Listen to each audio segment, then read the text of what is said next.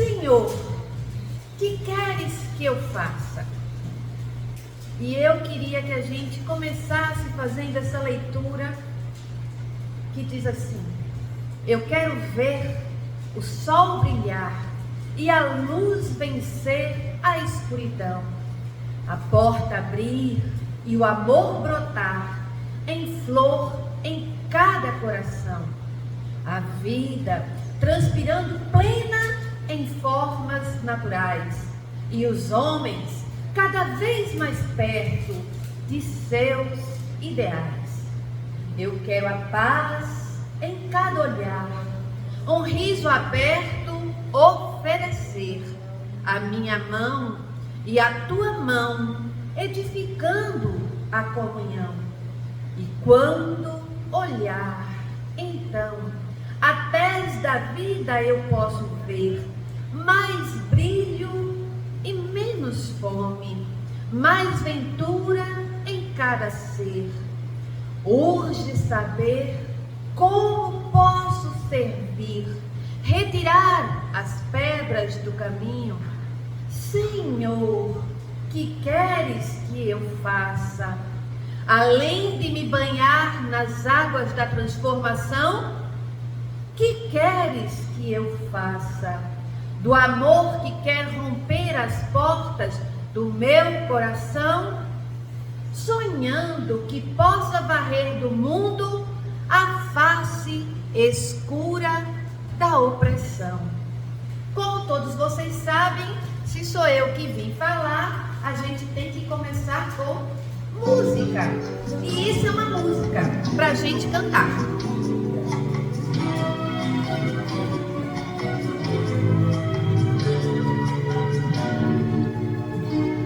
Eu quero ver o sol brilhar e a luz vencer a escuridão, a porta abrir e o amor brotar em flor em cada coração, transpirando pleno em formas naturais, e os homens cada vez mais perto de seus ideais. Quero a paz em cada olhar, um riso aberto a oferecer, a minha mão e a tua mão edificando a comunhão.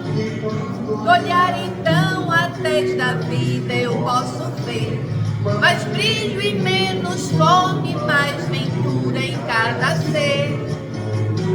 De saber como posso servir, tirar as pedras do caminho. Olha que reflexão!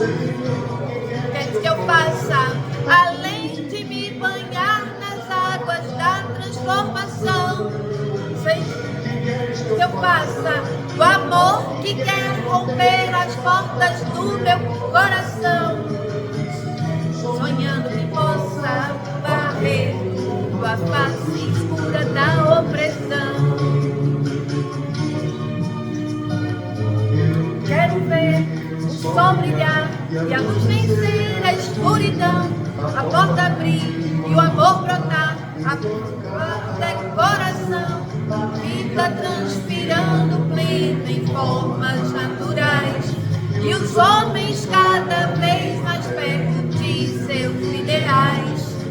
Quero a paz em cada olhar, um riso aberto a oferecer, a minha mão, a tua mão, edificando a comunhão. E quando olhar então a tez da vida eu posso ver mais brilho e menos fome, mais ventura em cada ser. De saber como posso servir, tirar as pedras do caminho. Senhor, que queres que eu faça? Além de me banhar nas águas da transformação. Senhor, que queres que eu faça? Do amor que quer romper as portas do meu coração, sonhando que possa varrer do mundo a face escura da opressão. Senhor, que queres que eu faça? Além de me banhar nas águas da transformação.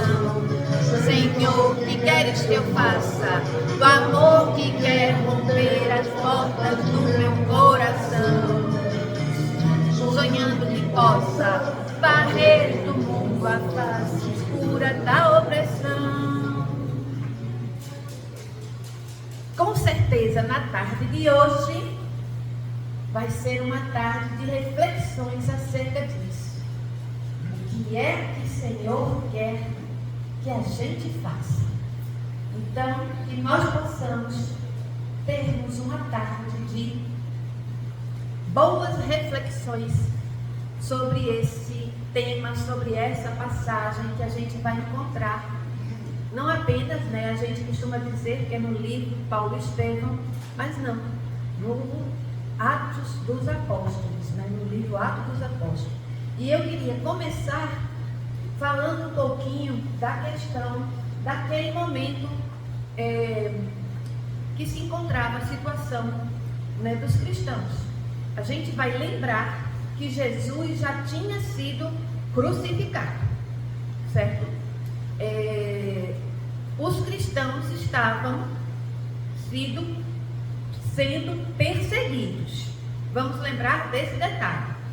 Então, muitos deles, cada um no seu caminho, cada um fazendo na medida do que podiam, certo? Do pouco que podiam, com medo, com a situação que estava acontecendo. E nós não podemos esquecer que aqueles apóstolos ali, eles tinham sido escolhidos não pelos seus dotes intelectuais, mas sim pelas faculdades espirituais que eles tinham e que Jesus percebia neles. Agora vamos lembrar de um pequeno detalhe, que a gente também tem que saber até sobre a gente. Muitas vezes, nem nós acreditamos nos dotes que nós temos. Aquilo também acontecia com os apóstolos. Nem eles acreditavam neles próprios. O próprio Jesus, em vários momentos, quando eles estavam juntos, Jesus já dizia para eles que eles eram capazes, mas a fé ainda não estava totalmente sedimentada. Então eles trabalhavam, mas eles ainda precisavam acreditar muito neles. Eles ainda estavam muito simples, muito ainda, vamos dizer assim, com medo da situação, sendo perseguidos, a cada momento vendo os perseguidores, os romanos, chegando mais próximo, acabando, dizimando os cristãos, levando para as praças de Roma, jogando para os leões. E nem todos tinham aquela fé robusta, sedimentada, de deixar tudo para seguir aquele Jesus. Queridas irmãs e irmãos, que não estava mais nem ao lado deles, que eles não viam mais, que já havia sido crucificado. Se nós pararmos para pensar, nem no próprio dia da crucificação, muitos daqueles apóstolos não estavam lá presentes pelo próprio medo. O próprio Pedro, que era um dos apóstolos mais chegados ao Cristo, vamos lembrar, ele negara o Cristo antes de 3 vezes o galo cantar. Só nesse exemplo a gente já pode pensar o quanto esse nosso movimento cristão estava dissipado, o quanto esse nosso movimento cristão estava ainda muito fragilizado com a morte do Cristo. E é nesse momento que a gente vai ter uma figura muito importante para a gente hoje parar para refletir, que é Saulo de Tarso. Saulo de Tarso, que era aquele homem da lei, que ele não era romano, mas ele tinha a posse do cidadão romano. Ele na realidade não era romano, mas ele fazia parte, do sacerdócio. Ele era um doutor da lei, e ele, com toda a sua fé, com toda a sua força, com toda a sua coragem, defendia defendia a lei que ele acreditava. E a lei que ele acreditava não era a lei dos cristãos. E por isso, por ele achar correto, por ele achar certo, ele perseguia os cristãos. Assim como muitos de nós, muitas vezes, fazemos julgamentos equivocados por algo que nós não conhecemos. Então, esse Saulo de Tarso, ele era um homem de uma excelente oratória, de um excelente conhecimento, de uma excelente intelectualidade, pois que ele fora preparado para ter aquela posição que ele tinha de doutor da lei. Então isso é muito importante para a gente saber nesse momento. Quem era este Saulo de Tarso? Por que se chama de Tarso, minha gente? Porque naquela época era assim que muitas vezes as pessoas eram chamadas.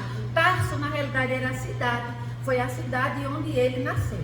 E a gente então vai ter a passagem, bíblica que nos conta o que aconteceu. E eu trouxe para vocês, está em Atos dos Apóstolos, capítulo 22, dos versículos 6 ao 10.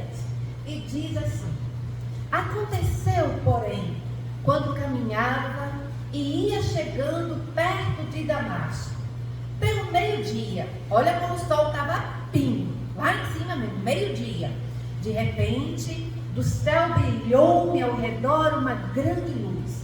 Caí por terra e ouvi uma voz que me dizia: Saulo, Saulo, por que me persegues? Eu respondi: quem és tu, Senhor?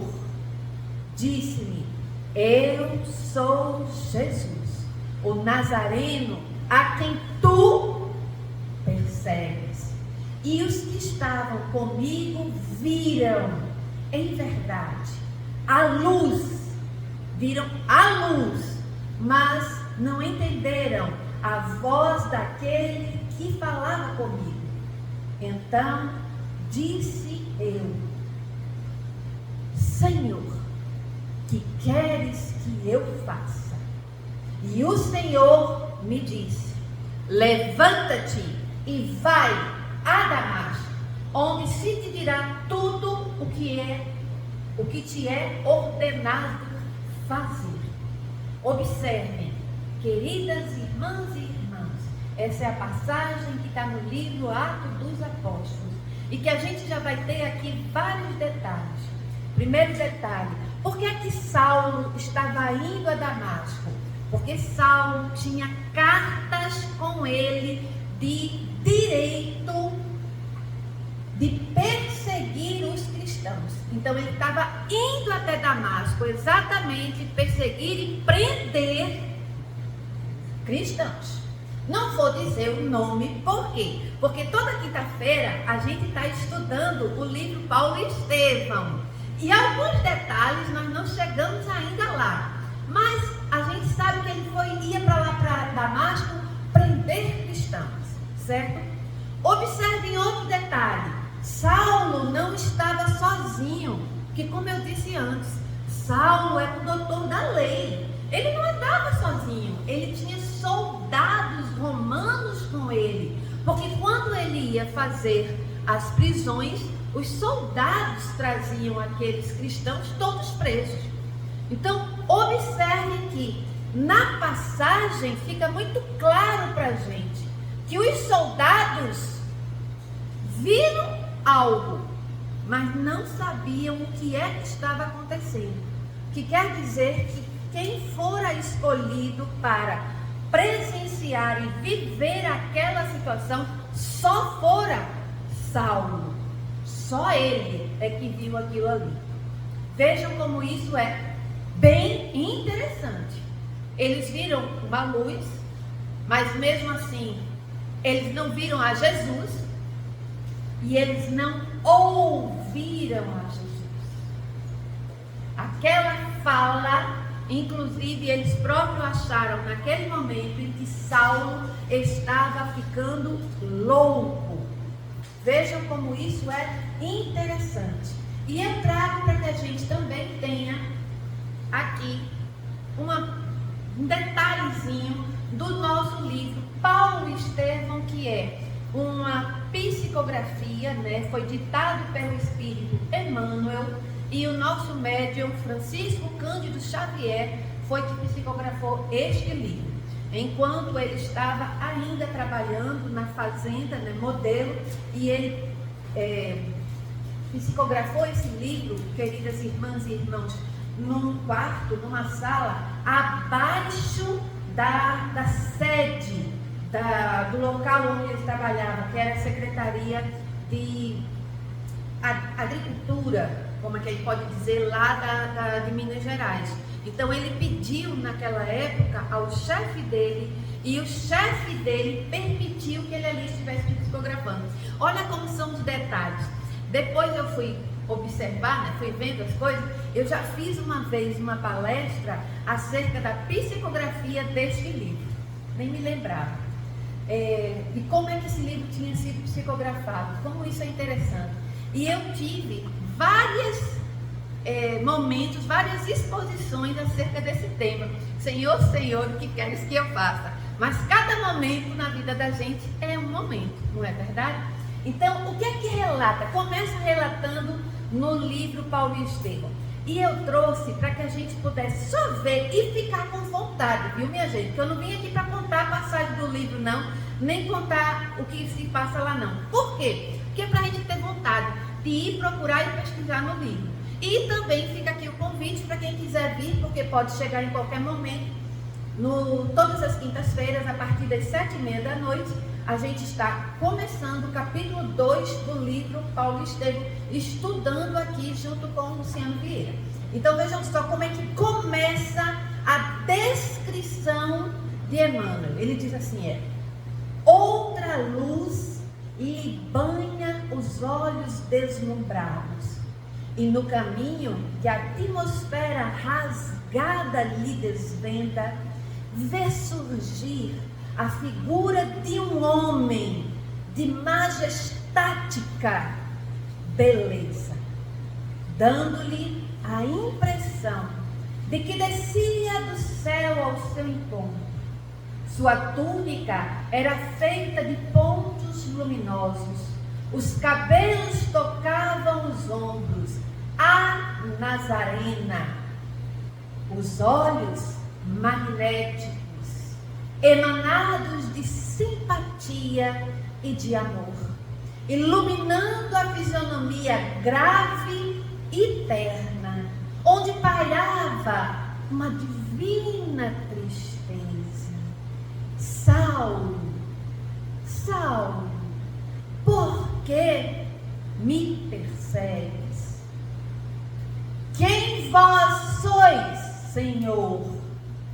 Pergunta Saulo, caído no chão, e responde aquele homem enigmático: eu sou Jesus. E o homem que está no chão simplesmente pergunta: Senhor, que queres que eu faça? Vejam que isso são questões de segundos. A gente não pode nem dizer que são minutos para reflexão. São questões de segundos. E uma coisa eu posso trazer para vocês: Saulo caiu do cavalo, mas ele não só caiu do cavalo, ele caiu em si. Porque observemos, Saulo não conhecia Jesus. Ele não tinha visto Jesus. Ele tinha ouvido falar de Jesus. E ele tinha visto Gesiel falando de Jesus. E naquele momento, quando ele ouvia Gesiel falando, ele não acreditou, ele não aceitou. Inclusive, ele se revolta.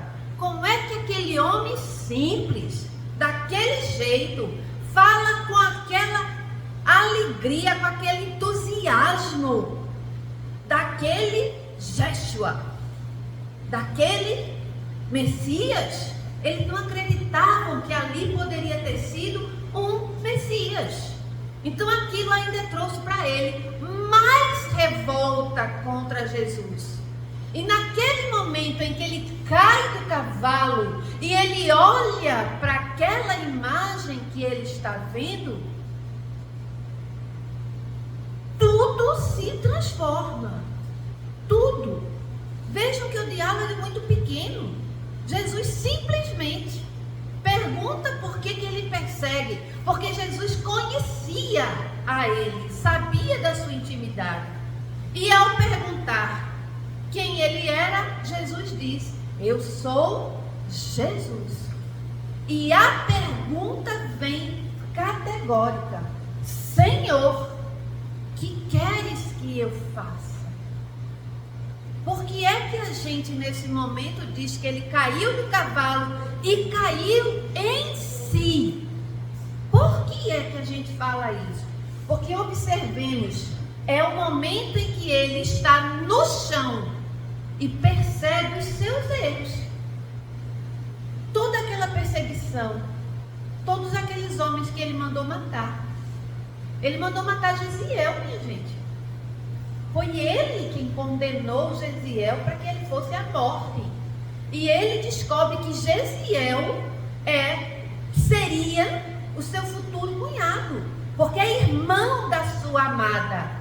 E nem o amor da sua amada de Abigail fez com que ele se removesse do ódio que ele tinha pelos cristãos. Mas naquele momento ele percebe os erros. Ele vê naquele instante que aqueles homens simples, eles é que estavam certos. Não era ele que tinha a certeza, mas ao contrário, aqueles homens que andavam na rua rindo, simples, que não tinham riqueza, que não tinham poder, que mal tinham o que vestir e o que ter uma casa. Eram os homens simples que estavam corretos. E observem que eu coloquei ali, porque eu não queria de jeito nenhum esquecer de dizer. Ele soluçava. Nós estamos no ano de 2025. Poucos de nós, com certeza, já vimos homens chorando. Chorando. Imaginem um doutor da lei chorando a soluçar no meio de uma estrada, no chão, na frente dos seus soldados. Imagine uma cena dessa. Pare aí para pensar que alguns de vocês aqui que são homens já devem ter servido nas Forças Armadas e sabem o que é um superior hierarquicamente demonstrar uma fraqueza aos seus subalternos, aos seus soldados. E este homem soluça, chora no chão, sem pensar naquele momento se ali tinha alguém com ele ou não. O que é que importava para ele? O que ele estava sentindo. O que ele estava sentindo. Somente. Ele não se importou se ele caiu do cavalo, ele não se importou se ele estava no chão, ele não se importou com nada. Porque até isso, queridas irmãs e irmãos, como é que um homem que sempre cavalgou, de repente cai do cavalo? Até isso denotava que algo estava diferente. Que não... Depois, calma. Até aí ele ainda não está certo. Não. Então vejam só. Ele ainda está no chão chorando. E o que é que eu quero nesse momento parar para refletir com vocês? Arthur Valadares tem uma palestra, tem uma exposição que ele faz a gente fazer uma reflexão acerca das afirmações que tem na pergunta. Olha só, é uma pergunta, né? Senhor, que queres que eu faça? Mas ele faz uma reflexão dizendo que ali tem várias afirmações. Porque ele diz, que queres que eu faça? É afirmando. Ele poderia ter usado outro verbo, não o verbo querer. Porque ele ali não está perguntando, o senhor quer? Eu posso fazer alguma coisa? Não, não é eu posso fazer alguma coisa. Que queres? É uma afirmação. Aquele homem ali vai dizer o que é que ele quer e eu vou fazer. E eu estou disposto a fazer. Então Arthur Valladares traz para a gente uma reflexão dizendo que naquele instante ele reconhece o equívoco da vida dele, porque era uma vida até aquele momento de doutor da lei, de uma lei que ele não acreditava mais, que era uma lei que não era mais para ele, era uma lei que ficou para o homem velho. Mas era um equívoco. Naquele momento ele nota que existe algo muito maior do que aquela lei que ele defendia. Ele também reconhece os seus caprichos, porque em muitos momentos ele fazia aquilo por capricho, porque ele era superior. Ele podia não ser romano, mas ele era cidadão de Roma, ele tinha o título de Roma, e ele era de um povo escolhido. Então ele tinha vamos dizer assim, um orgulho de tudo aquilo, ele tinha um capricho daquilo que ele tinha vivido até aquele momento. Ele também reconhece a sua ignorância, porque ao mesmo tempo que ele olha para aquele homem e ele diz assim, que queres que eu faça? Ele mesmo pensou, e eu vou fazer o quê? Porque é tudo diferente do que eu aprendi até hoje, do que eu vivi até hoje, do que eu prego até hoje. Ele tinha que desfazer todo o conhecimento que ele tinha até aquele momento. Ele reconhece todo o egoísmo que ele teve naquele momento. Imagine ele amar uma mulher e ele não aceitar que o irmão dela pudesse ter uma crença diferente da dele. Imagine a gente querer uma coisa só pra gente, do jeito que a gente quer. Mas se nós vivemos em sociedade, por que nós temos que ser egoístas para querermos as coisas como nós queremos? Então ele reconhece todo o egoísmo dele. E ele reconhece o orgulho, como eu disse antes, de uma raça que ele achava que era escolhida, de um título que ele tinha, soberano, superior aos outros. Vejam que essa queda fez com que nessa pergunta toda uma vida dele caísse também, ruiu com ele tudo isso. E é um momento que para nós que estamos aqui numa casa espírita, nós podemos pensar assim: ele se reconhece como um espírito imperfeito, como todos nós somos, com as nossas imperfeições. Nós erramos, nós temos crenças falíveis que nós podemos mudar, nós temos ainda egoísmo, nós queremos ser principais, nós ainda somos orgulhosos, nós ainda pensamos muito nas coisas materiais E nós esquecemos que a verdadeira vida é a vida espiritual. Quantas vezes nós damos mais valor às coisas passageiras e que nada disso é nosso. Nada disso é nosso. A gente não sabe se nós terminamos o dia de hoje. Nenhum de nós. Nenhum de nós. Mas há um detalhe que eu acho importantíssimo. A culpa naquele momento que ele sentiu, ele não segurou. Ele não ficou com aquela culpa. Ao contrário, quando Jesus pergunta para ele: Saulo, Saulo, por que me persegues?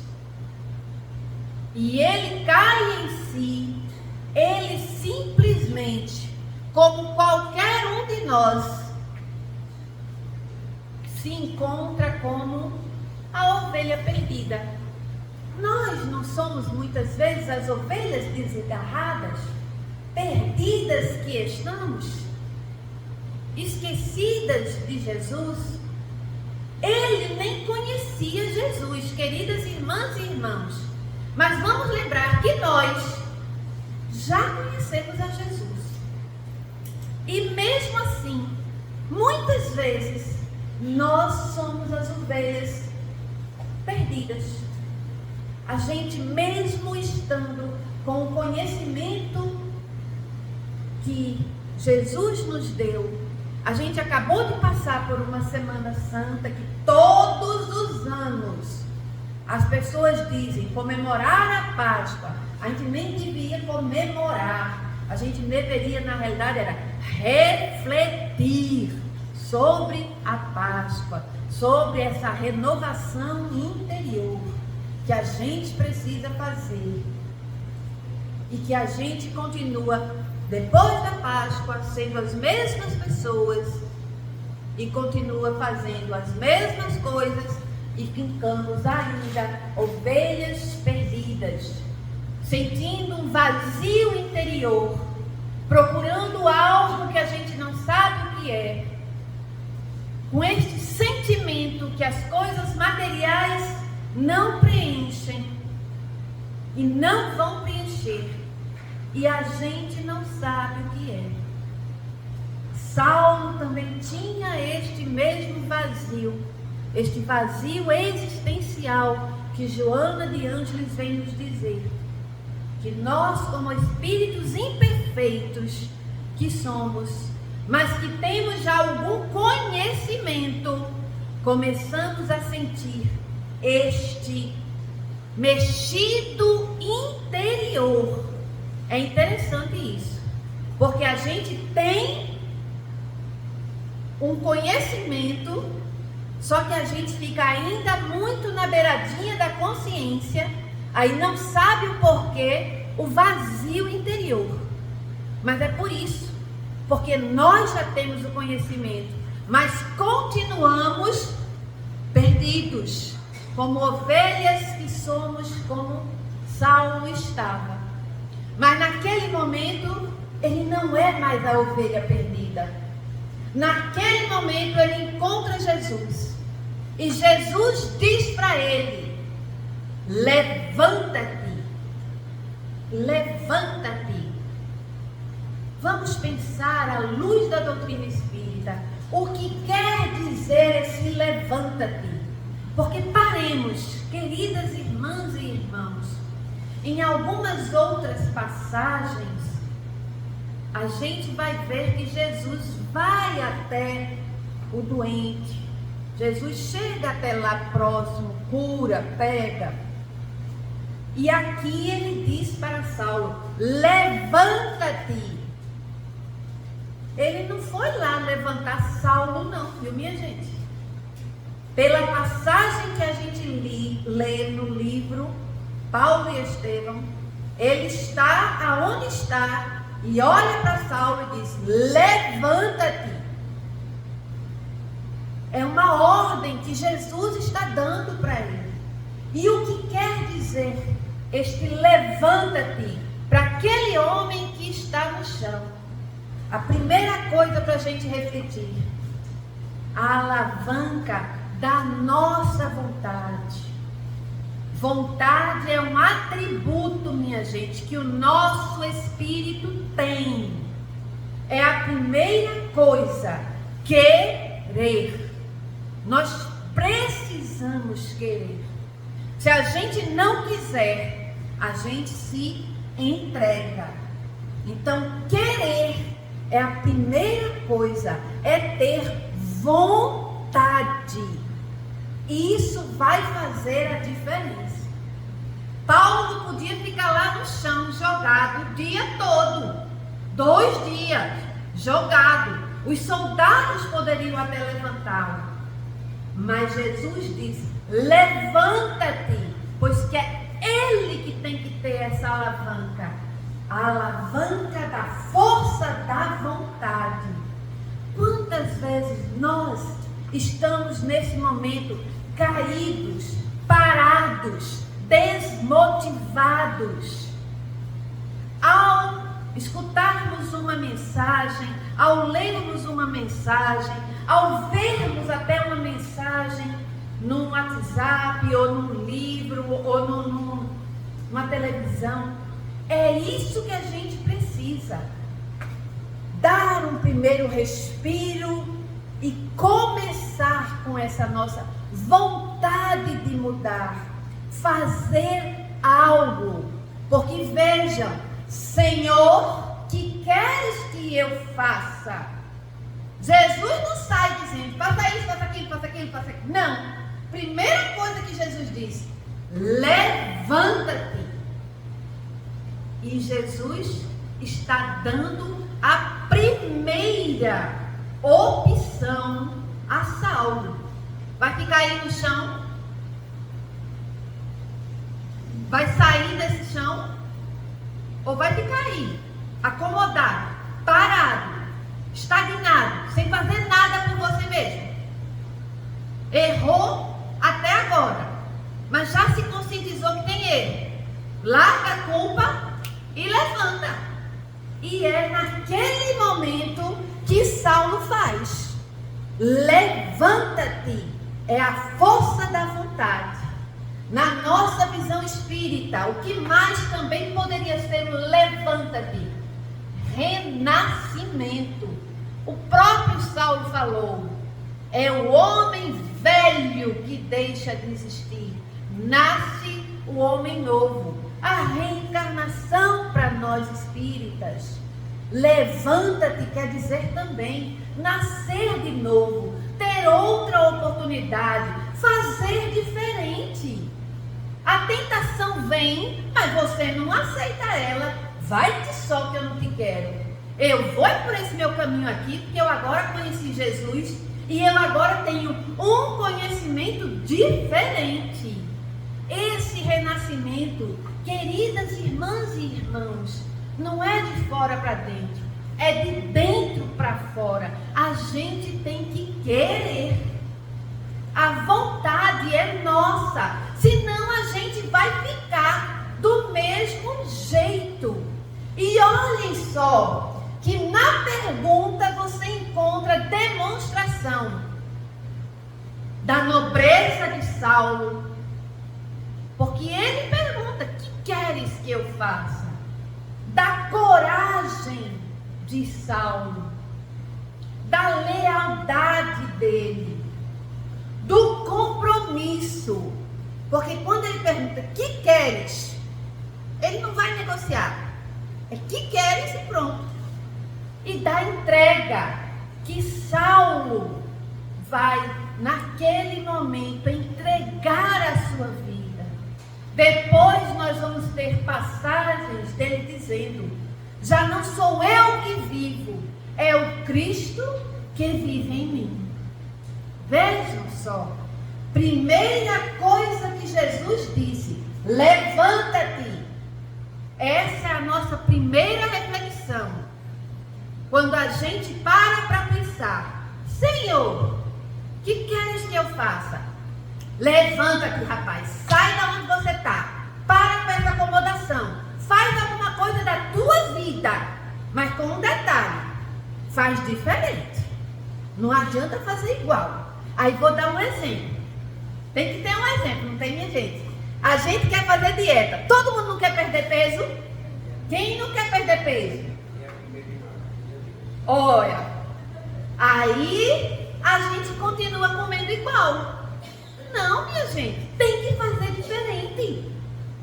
Aí é que está. Levanta-te, é sair da acomodação e fazer diferente. Você já sabe que estava errado, agora vamos fazer o certo.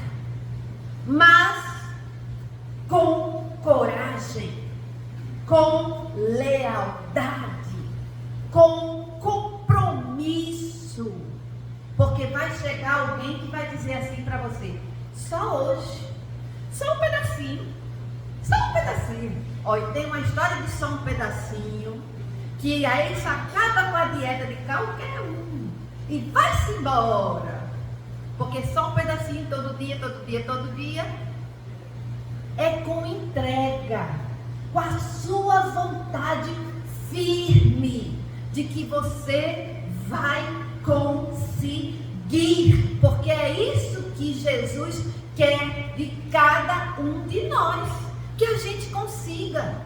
É isso que Ele quer. E qual era a outra continuação do que Jesus disse? Entra na cidade. No Atos dos Apóstolos está: entra em Damasco. No Paulo e Estevão está: entra na cidade. Mas, queridas irmãs e irmãos, vejam só. Se Jesus já desceu da onde estava, lá do céu, naquelas paragens belíssimas, tem maravilhas, fazendo maravilhas por todos nós, e ele vem para cá, tem esse encontro magnífico com Saulo. Por que ele não chegou e não se sentou do lado de Saulo e não disse assim: olha, Saulo, meu filho, veja só, eu estou esperando que você faça isso, faça aquilo, faça isso, faça aquilo, que agora está nas tuas mãos. Não era isso que Jesus podia ter feito? Vamos parar aqui, cada um de nós, para a gente fazer uma reflexão. Por que é que Jesus não fez isso? Por que é que ele chega e diz assim: entra na cidade? Por que que ele manda Saulo entrar na cidade? Porque tem que ter um objetivo. Não pode ser aleatório. Será que Jesus naquele momento ficou com preguiça de ter mais uma conversinha de pé dos ouvidos com Saulo? Não foi. Que Jesus é um espírito superior. Não tem preguiça como a gente que não quer sair do canto. Ao contrário, Jesus tem objetivos para os seus filhos. Para cada um de nós, para os seus filhos, não, para os seus irmãos, para cada um de nós. E aí vamos lembrar de um pequeno, grande detalhe quando eu iniciei a nossa exposição.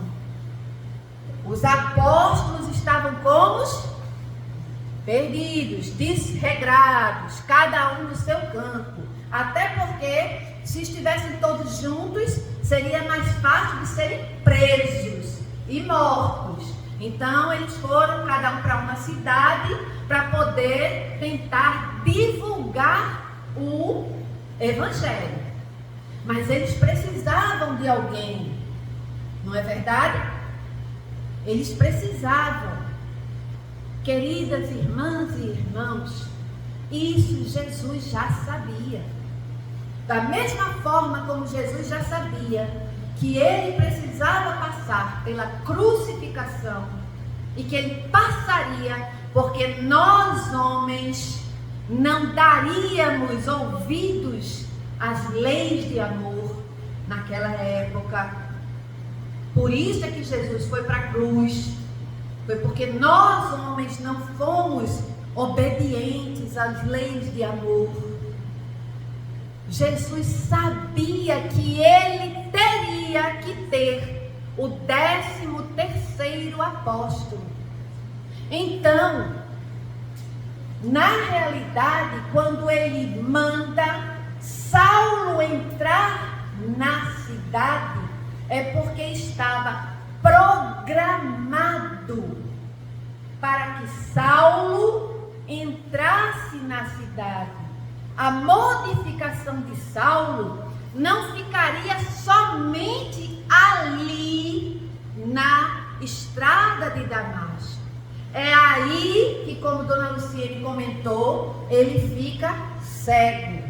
Na realidade, ele não fica cego materialmente. É uma cegueira espiritual. Mas, observemos antes de chegar na cegueira, este momento é para que Saulo, o próprio Saulo, que tinha uma programação reencarnatória, não ficasse naquele momento, como muitos de nós ficamos, num comodismo ou num desânimo. Pois que se Jesus chegasse naquele momento, se sentasse junto de Saulo e fosse dizer a Saulo: Saulo, agora a tua vida vai mudar. Você vai ter que entrar em contato com vários povos. Você vai ter que pregar o evangelho para esses povos todinhos. Você vai passar um tempo no deserto de Dan. Você vai ter que aprender a voltar a ser um tecelão. Você vai ter que aprender a conviver com estes homens rudes e simples. Você vai ter que dar o seu exemplo. Você vai ser preso. E se Jesus começasse a dizer tudo o que ele tinha que fazer, minha gente, ou ele se acomodava e dizia assim: já que vai acontecer, que aconteça. Eu vou esperando. A cada dia, uma noite no meio. Ou então ele ficava assim, desanimado. Meu Deus, eu vou sofrer isso tudinho. E eu vou ser agora eu perseguido como eu perseguia. Porque às vezes é assim que acontece com a gente. Quando a gente sabe de algumas situações, a gente se acomoda ou se desanima. E não era para isso acontecer, nem é para isso acontecer em momento nenhum. Nesse momento, Jesus está dando um exemplo, quando ele diz, entra na cidade, é que este passo de caminhar, de andar, é a ação que você tem que fazer. Cada um tem que fazer a sua ação. Cada um tem que fazer o seu passo. Pela estrada que eu for, vai ter pedras. Mas no meu caminho, as minhas pedras vão ser diferentes das pedras de Sheik. Porque o pé de Sheik é diferente do meu. Quando ele der um passo, pode ser que o pé dele nem chegue na pedra que o meu chega. Então, cada caminho é nosso. Cada plano de reencarnação é de cada um. A gente não tem nem que se acomodar, nem que se desanimar. Mas ao contrário, a gente tem que fazer o que nos cabe, na medida da nossa possibilidade, do nosso conhecimento. Cada um de nós. E um outro detalhe que a gente não pode esquecer. Quando Saulo foi para a cidade, que ele foi levado lá, chegando cego, e foi colocado em um certo local, Jesus não deixou ele lá abandonado, não. Jesus foi procurar Ananias e foi dizer a Ananias: vai e procuras em tal endereço o nosso irmão Saulo de Tarso. Ananias fica até surpreso, mas eu não vou entrar nesses detalhes, porque isso aí está no livro, cenas para os próximos capítulos. Olhem, mas isso também é a lei de cooperação entre os homens, queridas irmãs e irmãos. por mais que os espíritos tenham condições, evolução, superioridade, o trabalho é junto, é em conjunto. Saulo não fez o seu trabalho sozinho e nem faria. O próprio Jesus, queridas irmãs e irmãos, ele também não fez sozinho. Quando ele curou, ele precisou dos doentes para poder dar os exemplos. Tanto que ele disse: eu vim para os doentes. É a lei que todos nós precisamos viver, a lei de sociedade. Um precisa do outro, sempre, em todos os lugares que nós formos. Ninguém nunca poderá viver sozinho e nem ache que você é insubstituível. Ao contrário, todos nós somos irmãos, filhos de Jesus. Esse caminhar, minha gente, ao lado do nosso irmão, é para nos ajudar a ser mais fácil. Quando eu piso numa pedra, mas eu tenho Júlio ao meu lado para me dar a mão, para me sustentar, a minha condição é mais forte. Porque se ele não estivesse ao lado e eu não me sustentasse, quem sabe se eu não iria cair novamente. Então, entrar para a cidade é simbolicamente a ação que todos nós precisamos fazer, de não ficarmos parados, esperando. Ah, mas vai acontecer. Ah, mas eu vou ganhar na Mega Sena. Ah, mas a política do Estado vai mudar. Ah, mas eu vou me casar com um homem rico. Ah, mas eu vou arranjar uma noiva que tem uma família muito rica. Oh, queridas irmãs e irmãos, aquilo que não é nosso, não será. Porque o que é nosso, somos nós que temos que ir atrás. E qual é o exemplo que que Saulo nos dá? Um exemplo neste momento de ovelha perdida mas achada, de humildade. Porque ele faz o que Jesus manda. E ele trabalha, ele espera, ele aprende. Queridas irmãs e irmãos, ele vai ser tecelão. Olhe, ele era doutor da lei, viu, minha gente? Ele tinha título de romano. E ele deixa tudo para trás. Ele vai aprender convivendo com os discípulos. Ele vai conviver com Maria. Ele vai esperar lá no deserto. Quem é que quer viver no deserto? Ninguém quer. E ele foi. Saulo vai lutar, minha gente, consigo mesmo. Quando a gente coloca aqui lutar, não é lutar contra os romanos, não. Ao contrário, ele nunca nem levantou uma arma. Ele não tinha uma espada. Mas ele vai lutar contra ele próprio. Tanto que diz uma das cartas, né? Tudo me é lícito, mas nem tudo me convém. Ele luta contra ele próprio. Ele vai amar, ele vai perdoar. Tudo isso é o que Saulo vai, nesta entrada para a cidade, simbolicamente nos ensinar. E tem uma passagem que eu não vou dizer no livro, numa conversa com Abigail, que 4 desses verbos que eu coloquei aqui, 4, estão lá numa conversa de Abigail, ela aconselhando a Saulo. Mas a gente sabe que tem muito mais do que ele precisa, que ele nos exemplifica. Porque na realidade, Saulo é o vaso escolhido por Jesus. Saulo era o vaso que Jesus naquele momento precisava. Jesus precisava que o evangelho fosse vivenciado, espalhado. Jesus precisava que alguém que tivesse a condição, a intelectualidade, o verbo, a oratória de chamar a atenção. E não apenas, queridas irmãs e irmãos, de oratória, mas de exemplo. Porque quando se olhava para Saulo, não mais Saulo, mas Paulo, não se olhava para um cristão.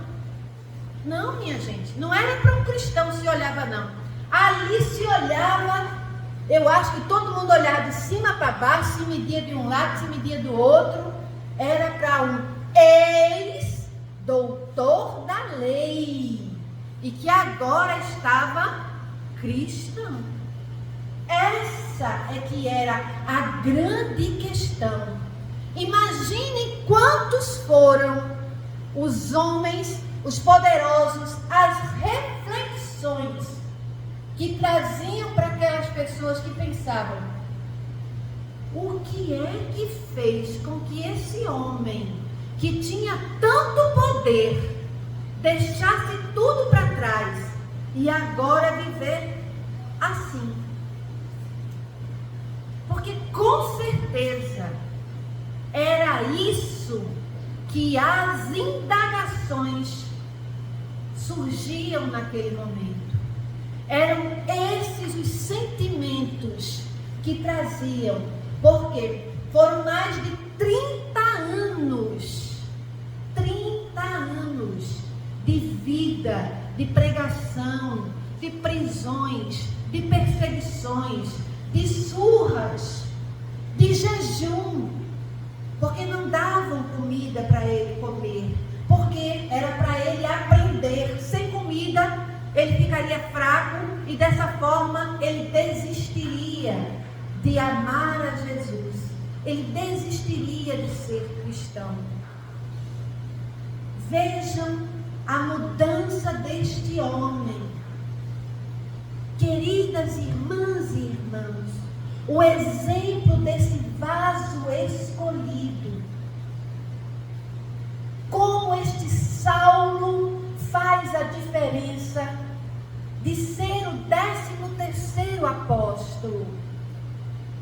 Sem Saulo ou sem Paulo, porque aí já nós poderemos falar de Paulo, nós não estaríamos falando num evangelho tão difundido, pois que ele doou a sua vida às viagens, e depois não apenas às viagens, mas também as cartas, as escritas das cartas, para que os povos pudessem conhecer um pouco dos ensinos de Jesus, que estavam, na realidade, acerca da inspiração que Paulo recebia.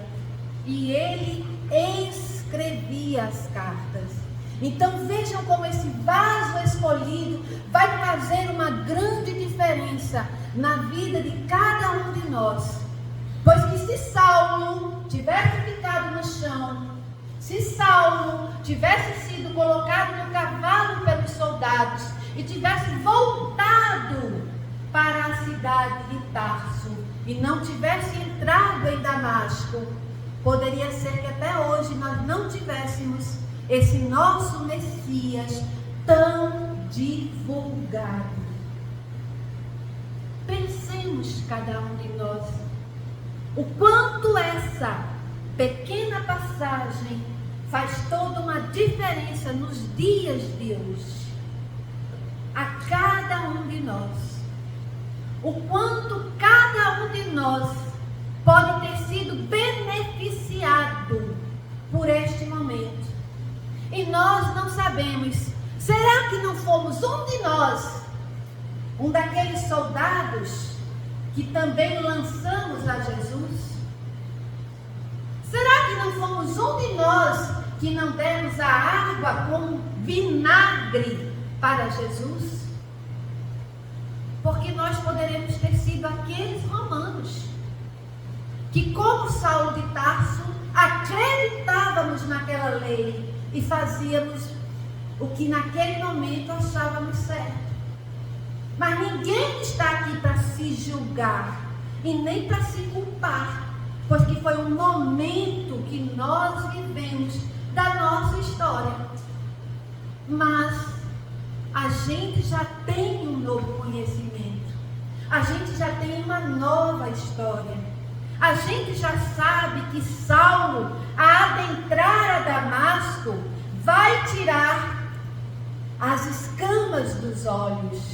E aí eu quero deixar para depois